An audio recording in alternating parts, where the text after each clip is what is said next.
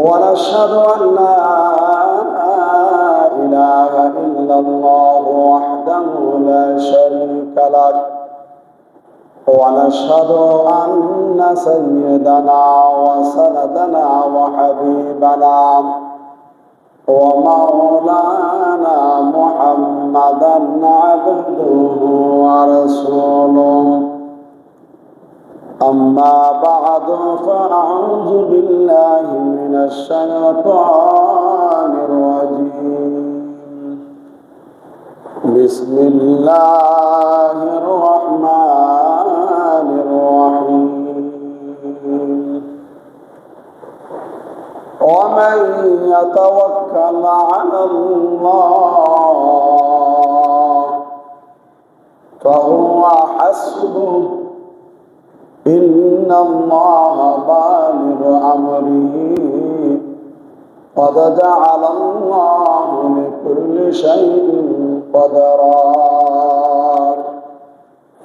صدقت يا رب العالمين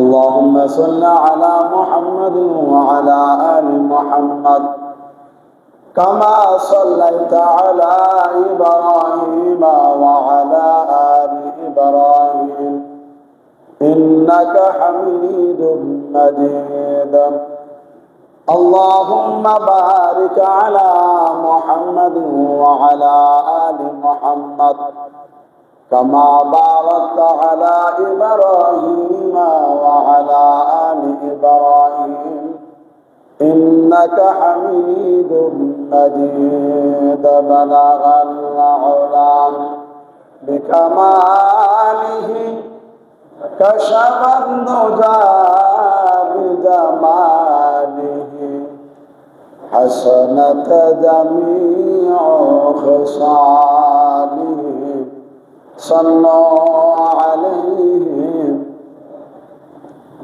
سلموا يا قوم بل صلوا على صدر الأمين مصطفى ما جاء إلا رحمة للعالمين الحمد لله রব্বুল আলামিনের দরবারে শুকর গুজার আদায় করছি যিনি আপনাকে আমাকে বৃষ্টি বাদলের দিনে জুমা নামাজ আদায় করার লক্ষ্যে তিনি তার ঘরে আসার বসার সুযোগ করে দিয়েছেন সেজন্য অন্তঃস্থল থেকে পড়েনি আলহামদুলিল্লাহ।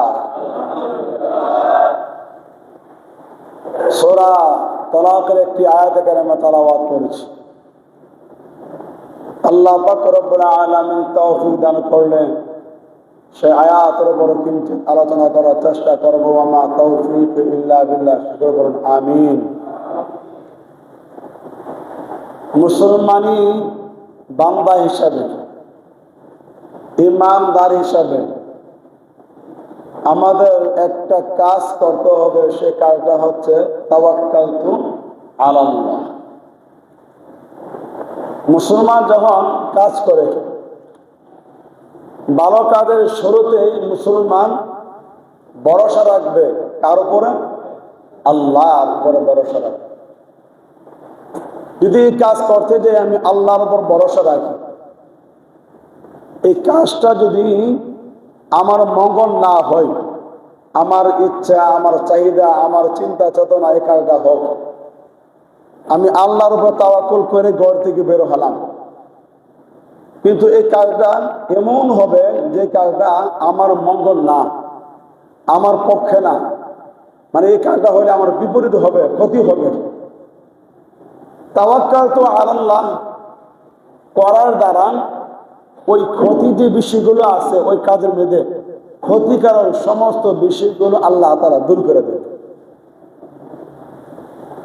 মানুষ হিসেবে আমাদের চাহিদা অনেক বেশি, মানুষ হিসাবে আমাদের লোভ লালসা অনেক বেশি। আল্লাহ তাআলা নিজেই বলছেন ওয়া কানাল ইনসানু কাফুরা, মানুষ আমি আল্লাহর দেওয়া নিয়ামত পাওয়ার পরে সব বক্ষণ করে আল্লাহর সাথে নাফরমানি করে।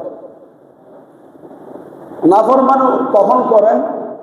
যখন মানুষ আল্লাহ তাআলার নিয়ামত পায় ভোগ করে না, আল্লাহর শুকরিয়া আদায় করে না, তাওয়াক্কুল করে না আল্লাহর উপরে, তখনই ওই মানুষটার দ্বারা নাফরমানি কুফরি আরম্ভ হয়ে যায়। এই জন্য আল্লাহ পাক রব্বুল আলামিন বলছেন, ওয়া মান ইয়াতাওয়াক্কাল আলাল্লাহ ফাহুয়া হাসবুহ। যদি তুমি আল্লাহর উপর তাওয়াক্কুল করো, আল্লাহর উপর ভরসা করো, আল্লাহকে তুমি রব মানিয়া আরম্ভ করো, আল্লাহ তাআলাই তোমার জন্য যথেষ্ট হবে। সুবহানাল্লাহ। যেমন আল্লাহ রাসূল সাল্লাল্লাহু আলাইহি সাল্লাম মক্কা থেকে মদিনায় যখন হিজরত করে যাচ্ছেন, হিজরতের উদ্দেশ্য কি? মক্কার কোন মানুষ, কাফের, বেঈমান, ইহুদি, খ্রিস্টান যা আছে সমস্ত কাফেররা মিলা আমার রাসূলকে বয়কট করবে। আমার রাসূলের সাথে তারা কৌতুকবোধন করবে না, কথা বলবে না, কালিমা গ্রহণ করবে না, নবীর দেওয়া আনিত দিন গ্রহণ করবে না, কবুল করবে না, বয়কট করবে। এক পর্যায়ে মক্কার সমস্ত কাফেররা সিদ্ধান্ত নিল যে এই মুহাম্মদ সাল্লাল্লাহু আলাইহি সাল্লামকে মক্কার জমিন থেকে বের করতে হবে, কাবার কাছ থেকে বের করতে হবে। এই জমিনে মুহাম্মদের আশ্রয় নাই, দেশান্তর করে দিতে হবে। এই শব্দগুলো বারবার আমার নবীর কানে আসতেছে, কিন্তু কোন কাফের সরাসরি এসে আমার নবীর সামনে এই কথা বলার সাহস পায় না। পিছন দিক দিয়া বহু কথা বলতেছে যে মুহাম্মদকে যেখানে পাও ওখানে কতল করো, হত্যা করো, দেশান্তরিত করো, ঘর থেকে বের করে দাও, সিদ্ধান্ত নেও। কিন্তু সাহস করে কেউ এসে আমার নবীর সামনে কথাটা বলতে পারে না। আল্লাহ তাআলা আমার নবীকে এরকম মুআজিজা দিয়েছিলেন। সুবহানাল্লাহ বলেন। কিরকম মুআজিজা? আমার নবীর চেহারার দিকে তাকাইলে যে মানুষটার খিদার কারণে অনেক কষ্ট লাগতেছে, খাবার নাই, ওই মানুষটা যখন আমার নবীর চেহারা দিকে তাকাইতো, তাফসীরে কিতাবে লেখে ওই মানুষটার খিদা নিবারণ হয়ে যেত। মানুষ খুব পেরেশানির ভিতরে আছে, চিন্তার ভিতরে আছে, কষ্টের ভিতরে আছে। ওই মানুষগুলো যখন, সে মুসলমান না কাফের, আমার নবীর চেহারার সামনে এসে দাঁড়াইতো, নবীর চেহারা দিকে তাকাইলে সমস্ত কষ্ট দূরীভূত হয়ে যেত। এই দিন আমার নবী মক্কার কোন এক পাহাড়ের পাদদেশে, কেউ কেউ লেখছে জাবাল আবু কুবাইস পাহাড়, এই পাহাড়ের পাদদেশে বসে বসে কাঁদতেছেন।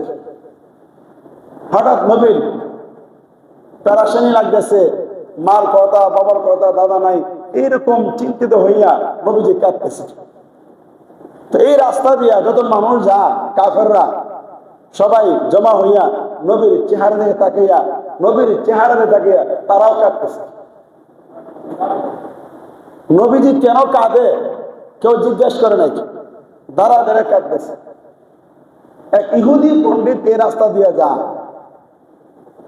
ইহুদি পণ্ডিত রাস্তা দিয়ে যাওয়ার সময় দেখলো অনেক মানুষ জড়ো হইয়া এখানে কি যে দেখতেছে। ইহুদি আসলো, আয়সা বলতেছে তোমরা কি দেখতেছো? তো বলছে আমরা মুহাম্মদ সাল্লাল্লাহু আলাইহি ওয়াসাল্লামের চেহারা দেখতেছি। আল্লাহ তাআলা একটা মানুষকে কত সুন্দর করে বানাইছে। সুবহানাল্লাহ। কত সুন্দর করে আল্লাহ তাআলা একটা মানুষকে বানাইছে, চেহারা দেখতেছে। তো চেহারা দেখে তোমরা কাঁদো কেন? কাঁদার কি আছে? একজন আরেকজনের দিকে তাকিয়ে বলছে আমরা কেন কাঁদি নিজেও বলতে পারি না। সুবহানাল্লাহ। ইহুদি পণ্ডিত বলে আমি যতক্ষণ দাঁড়াইছিলাম আমিও মুহাম্মদের কান্না দেখে আমার অন্তর থেকে কান্না আসতেছে, আর দেখতেছিলাম মুহাম্মদের চোখ দিয়া মুক্তার দাঁড়ার মতন পানিগুলো টপ টপ করে পড়তেছে। আমার মন চাইছিল ওখান থেকে এক ফোঁটা পানি পান করি। এত সুন্দর আকর্ষণ ভাবে আল্লাহ তাআলা আমার নবীকে বানাইছে। ইহুদিরা সিদ্ধান্ত নিল মুহাম্মদকে বের করে দিব মক্কা থেকে। এই সিদ্ধান্ত বাহিরে নেই, রাত্রে বেলা সিদ্ধান্ত নেয় যে আগামীকালকে আমরা বের করে দেব। সিদ্ধান্ত নিয়ে প্রত্যেকে যার যার বাড়িতে চলে যা। সারাদিন ব্যবসা বাণিজ্য কইরা যে টাকা পয়সা জমা হয়েছে ইহুদিদের কাছে, মুশরিকদের কাছে, এই টাকাগুলো আইনা দ্বারা মুহাম্মদ সাল্লাল্লাহু আলাইহি ওয়াসাল্লামের কাছে জমা রাখে। সুবহানাল্লাহ। জমা রাখে নবীর কাছে। এদিকে সিদ্ধান্ত নবীকে বের করে দিবে, সিদ্ধান্ত শেষ, যার যার বাড়ি চলে যান, আবার আয়সা যার যার পকেটের টাকাগুলো মুহাম্মদ সাল্লাল্লাহু আলাইহি ওয়াসাল্লামের কাছে রাখে। কেন রাখে? তারা বলতেছে এই আরব ভূখণ্ডে আমরা যত মানুষ দেখছি মুহাম্মাদের মতন এত নিরাপদ আল আমিন সত্যবাদী মানুষ আর দুনিয়াতে নাই।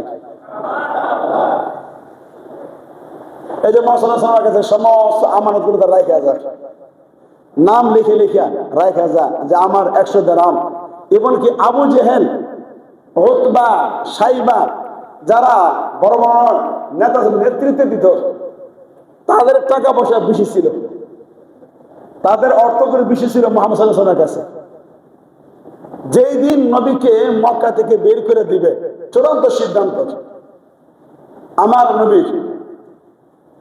আলী রাদিয়াল্লাহু তাআলা আনহুকে ডাকলে, আলী আজকে মনে হয় আমি আর তোমাদের সাথে থাকতে পারবো না, মক্কা থেকে বের হয়ে চলে যেতে হবে, আর থাকার সুযোগ নাই। আলী বললেন, ইয়া রাসূলুল্লাহ, কিভাবে বুঝলেন? তারা তো প্রত্যেকদিন একই স্লোগান দেয়, একে থেকে হুমকি দেয়, আজকে যে চলে যাবে কিভাবে বুঝলেন? ও আমার আল্লাহ আমাকে জানাই দিছে আজকে রাত্রি আমি মক্কা ছাড়তে হবে। সুবহানাল্লাহ।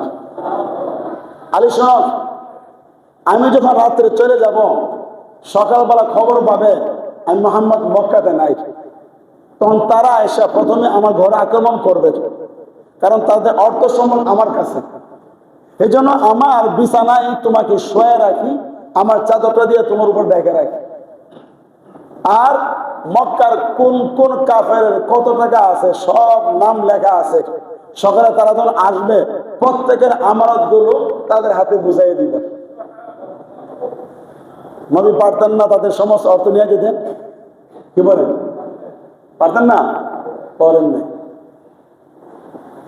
যখন কাফেররা এশারের পরেই নবীর বাড়ির চতুর্দিক দিয়া বেষ্টন করে রাখছে,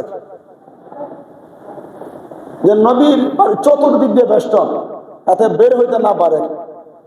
আল্লাহ রাসূল সাল্লাল্লাহু আলাইহি ওয়াসাল্লাম জানালা দিয়ে তাকায় দেখলেন যে মক্কার সবচেয়ে খারাপ ব্যক্তিগুলো অস্ত্র নিয়ে নিয়ে আমার বাড়ির চতুর্দিক দিয়া বের হওয়ার কোনো সুযোগ নেই।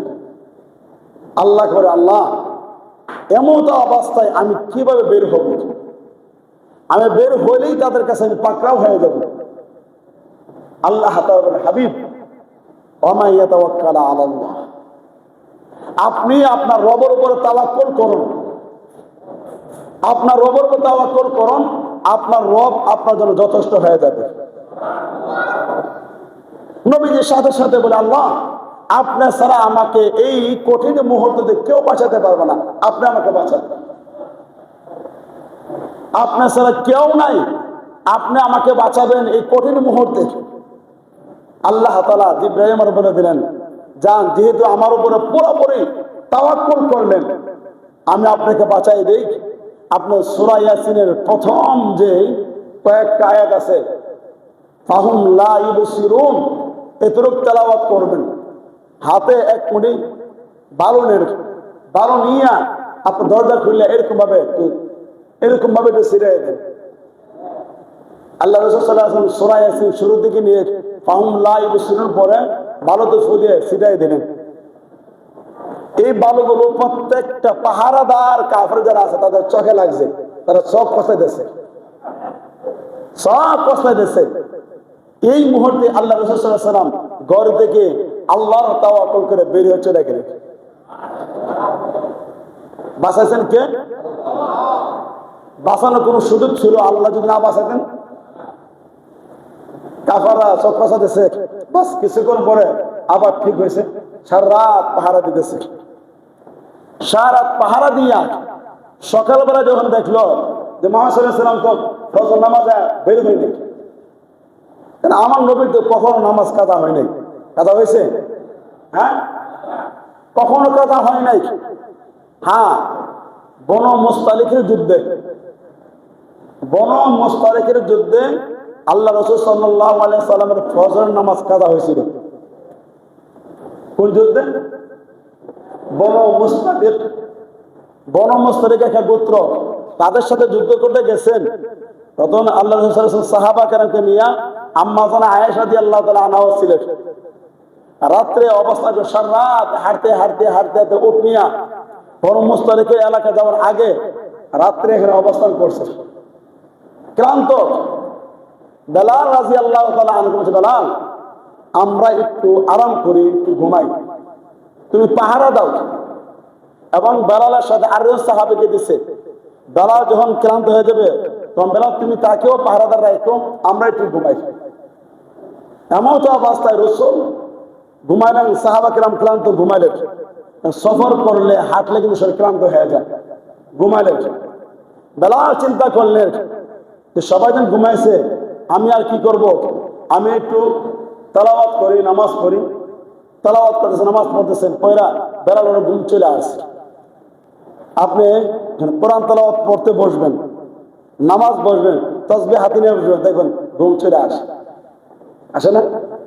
হ্যাঁ, সারাদিন বাসার মধ্যে শুয়ে রয়েছেন, ঘুম আসে না। এই যে মসজিদে বসছেন, দেখেন আস্তে আস্তে এই যে ভাই ঘুমাইতেছে, মোটামুটি একটা ঘুম চলে আসে। এমনও ঘুম আসে মসজিদে ঘুমায় স্বপ্ন দেখে। কি বলেন? মানে ঘুমটা খুব আরামের।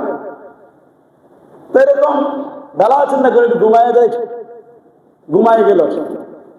হঠাৎ বেলাল তাকে দেখে বেলালের চোখের মধ্যে সূর্যের আলো লাগতেছে। বেলাল এত চিন্তিত হইলেন, আল্লাহ কত বড় অন্যায় হয়ে গেল, কত বড় অন্যায় হয়ে গেল, কি করা যায়? আমার নবীকে ডাকলেন। নবী বলেন, কি হয়েছে? ইয়া রাসূলুল্লাহ, ফজরের যত সময় শেষ হয়ে যাচ্ছে। কি বলো? তাকে দেখে সূর্য উঠে যাচ্ছে। নবী বেলাল তাড়াতাড়ি আজান দাও, তাড়াতাড়ি আজান দাও। বেলাল আজান দিলেন। নবী বললেন, কাদা সুবা করো। সাহাবা কিরামকে নিয়ে আবার জামাত পড়লেন। কেন? দেখেন আল্লাহ তাআলা কোথায় হিকমত। আল্লাহ তাআলা আমার নবীকে ঘুম পাড়ায় দিয়েছেন। ঘুম পাড়াইছেন কে? আল্লাহ ঘুম পাড়ায় দিয়েছেন, বেলালকে ঘুম পাড়াইছেন। কেন?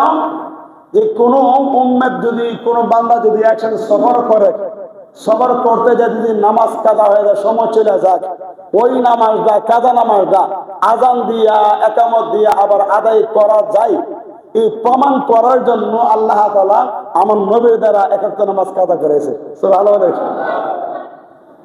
যদি কাজা না করাইতেন তাহলে নামাজের পরে কাজা জামাতে আদায় করা যায়, এই মাসালা আমরা জানতাম না। বুঝতে পারছি?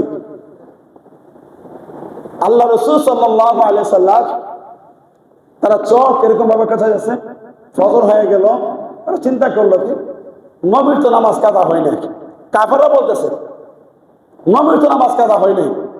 তখন তারা কোথায় আস্তে আস্তে একজন বললো, দরজা নক করে মুহাম্মদকে বলো যে নামাজটা পড়ে আসুক। সুবহানাল্লাহ। তারা এখনো পাক্কা ফরমান ধরবে না, সিদ্ধান্ত নবী বের হইলে আমরা ধরবো। কিন্তু নামাজ কাজা হয়ে যাচ্ছে।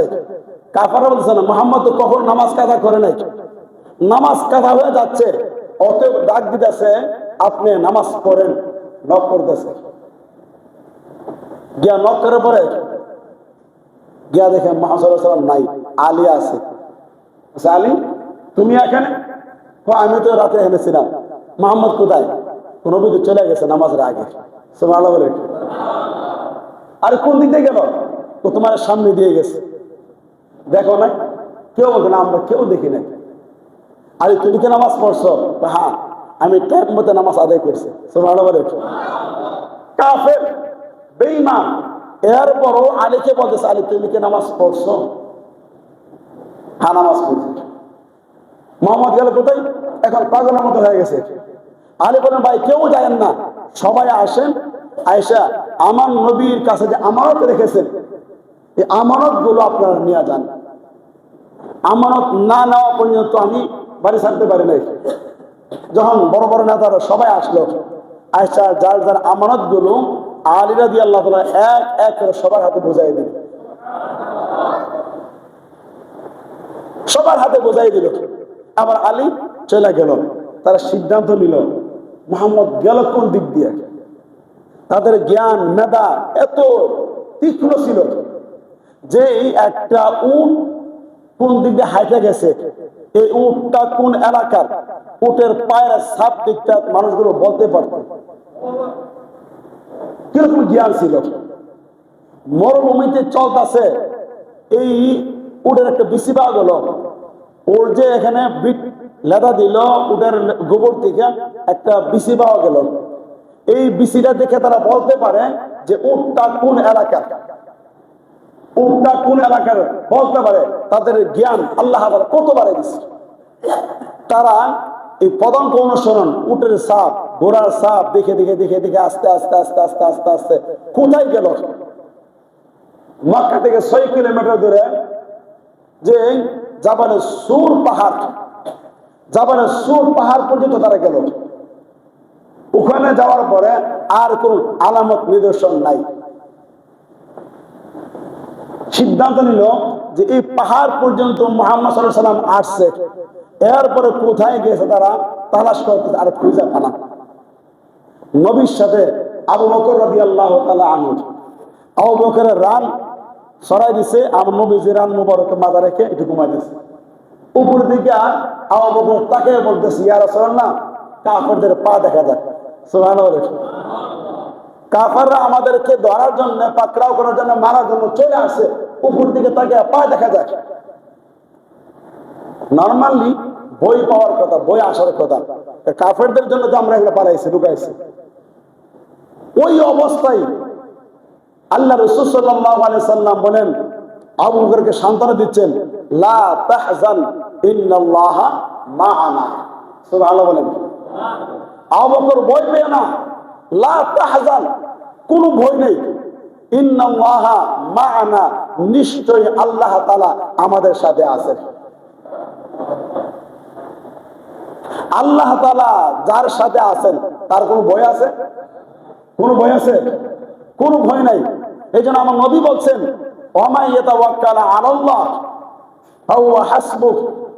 যদি কোনো আল্লাহর বান্দা আল্লাহকে মাইনা আল্লাহ তাওয়াক্কুল করে, আল্লাহর ভরসা রেখে চলে, আল্লাহ যে কোরআনে আয়াত, ওই আয়াতের প্রেক্ষাপটে যদি কোনো বান্দা আল্লাহ তাওয়াক্কুল করে, সে আটলান্টিক মহাসাগরের ভিতরে ডুবে গেছে, যদি তার হায়াত থেকে থাকে, আল্লাহ তাআলা ওখান থেকে তাকে একদম নিরাপদে জমিনের নিয়ে আসবে। আকাশ থেকে পড়ে গেছে, তাওয়াক্কালতু আলাল্লাহ যদি থেকে থাকে, হায়াত থেকে থাকে, ওই মানুষটাকে আল্লাহ তাআলা নিরাপদে বাঁচিয়ে দেবে। সুবহানাল্লাহ।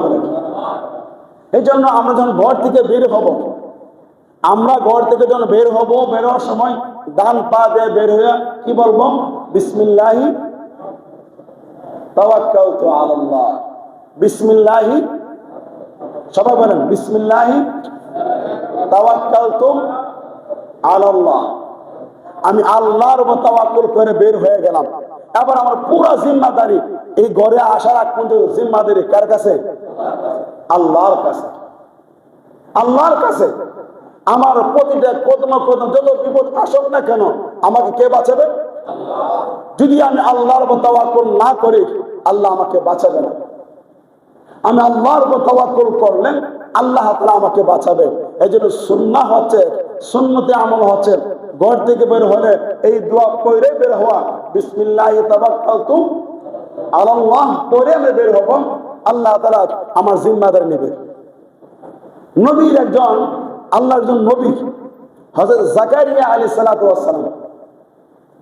জাকারিয়া নবী আল্লাহ তাআলার মনোনীত নবী। এই জাকারিয়া আলাইহিস সালাতু ওয়াস সালাম যখন দাওয়াতের কাজ জমিনে চালাইতেছে, এক পর্যায়ে ওনার কওমের লোকেরা বিদ্রোহ হয়ে গেল, বিদ্রোহ আরম্ভ করে দিল নবীর সাথে। এবং সর্বশেষ জাকারিয়া আলাইহিস সালাতু ওয়াস সালামকে তারা দেশান্তরিত করার জন্য, মারার জন্য, হত্যা করার জন্য তারা পাগলের মতো হয়ে গেল। যেখানে পাবে ওখানে তারা জাকারিয়া নবীকে হত্যা করবে। একদিন জাকারিয়া আলাইহিস সালাতু ওয়াস সালাম ঘর থেকে বের হইলেন কালিমার দাওয়াত দেওয়ার জন্য, মানুষকে আল্লাহর দিকে আহ্বান করার জন্য ঘর থেকে বের হইলেন। পেছন দিক দিয়া শয়তান, মানুষের শয়তান সব দাওয়া করলো আজকে জাকারিয়াকে তারা হত্যা করবে। জাকারিয়া আলাইহিস সালাম নবী ছিলেন, আল্লাহর পয়গম্বর ছিলেন। এমন অবস্থায় দূর মারছে, দূর দিয়া বিশাল বড় এক গাছ, গাছের কাছে বলতেছে একটু আমাকে জায়গা দাও, আমি তোমার ভিতরে প্রবেশ করি। আমি প্রবেশ করি। গাছ আল্লাহর হুকুমে জাকারিয়া নবীর কথা শুনে গাছটা ফাটল হলে গাছের ভিতরে জাকারিয়া আলাইহিস সালাম ঢুকে গেলেন, গাছ আবার লেগে গেলেন। সুবহানাল্লাহ বলেন। আল্লাহর নবী এখন এই গাছের ভিতরে যখন ঢুকছে, গাছ লেগে গেছে, অল্প একটু চাদর বার হয়ে আছে, অল্প একটু চাদর বের হয়ে আছে।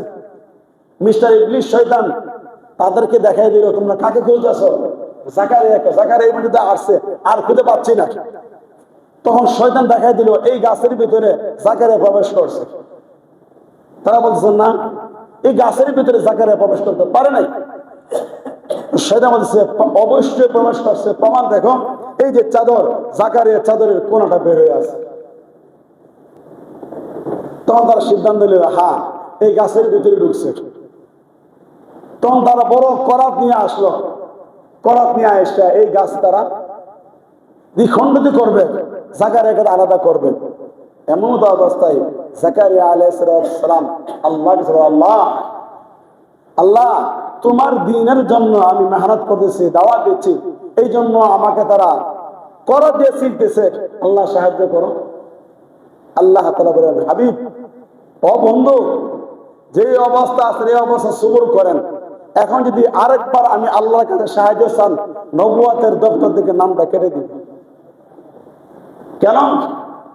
প্রথম যখন গাছের ভেতরে ঢুকছিলেন তখন তো আমি আল্লাহর কাছে স্মরণ ছিল না, তখন তো বলে না যে আল্লাহ তুমি আমাকে সাহায্য করো। তখন তো আপনি গাছের কাছে সাহায্য চেয়েছিলেন, গাছ আপনাকে সাহায্য করছে। ওই সময় যদি আমি আল্লাহর কাছে সাহায্য চাইতেন, আমি আল্লাহ আপনাকে সাহায্য করব।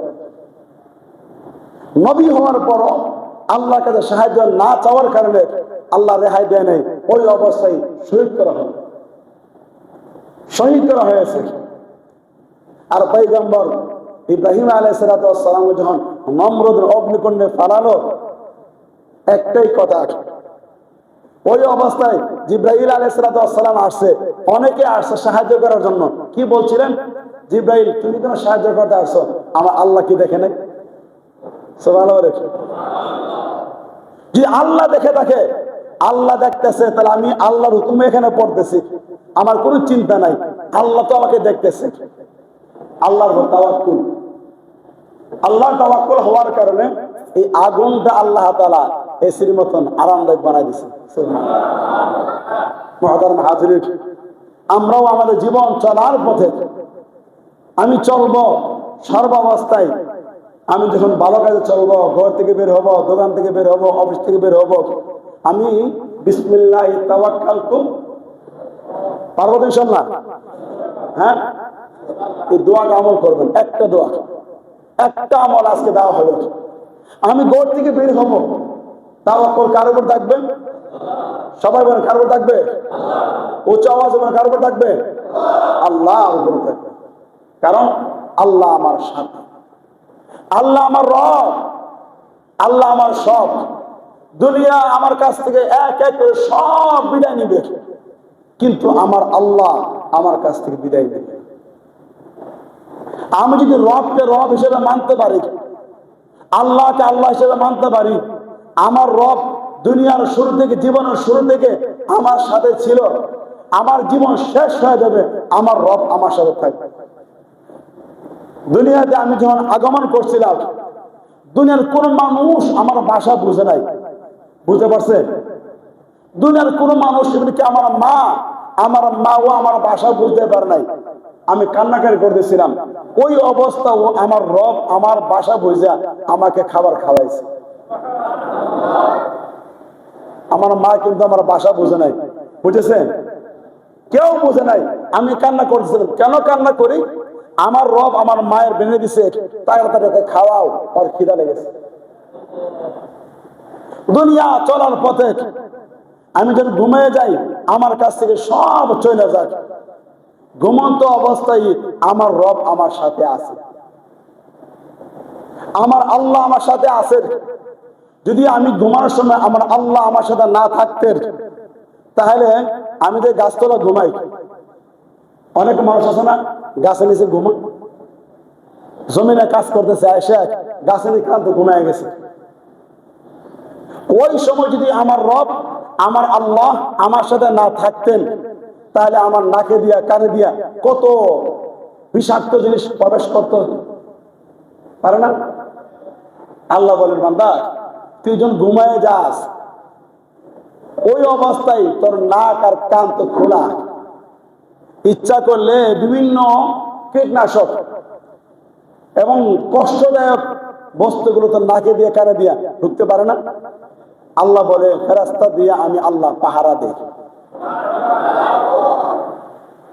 ফেরেশতা দিয়ে আমার আল্লাহ পাহারা দেয় যাতে আমার কানে দিয়া নাকে দিয়া কোনো কিছু ঢুকতে না পারে। আমার চেহারার নিজে দেখবেন পিঁপড়া হাঁটতেছে, কিন্তু আমার নাকের ভিতরে পিঁপড়া ঢুকে না। আমার চেহারা এই কানে সাইড দিয়েও পিঁপড়া হাঁটতেছে, একটা পিঁপড়াও আমার কানে দিয়ে ঢুকে না। ইচ্ছা করে ঢুকতে পারে না। হ্যাঁ, কে পাহারা দেয়?